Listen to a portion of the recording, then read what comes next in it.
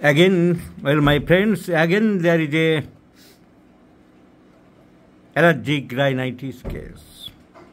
সর্দি কাশি লেগে আছে, হাঁচি লেগে আছে। সকালে উঠলে ঘুম থেকে উঠে সমানে হাঁচি হয়, যা হয়ে থাকে অ্যালার্জিক রাইনাইটিসের প্রধান সিমটম।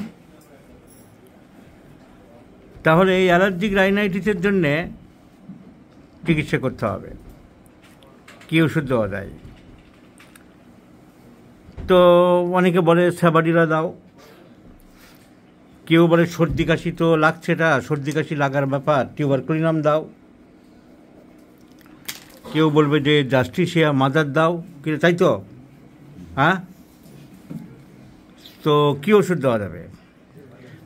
দেওয়া যাবে সেই ওষুধ যে ওষুধ রোগীকে কভার করছে। Treat the patient, not the disease. তাহলে এখানে ছবির মতন পালসিটিলা কভার করছে। আমাদের দু একজন ডাক্তার বন্ধু বলছিলেন পালসিটিলার কথা, আরও অনেকে অন্যান্য ওষুধ বলছিল। অন্য ওষুধ আসার তো এখানে জায়গা নেই। লঙ্কা খেতে চাই, pulsatilla. Mild temperament, weeps easily, menstruation is scanty, thirstless. So pulsatilla is the choice of medicine.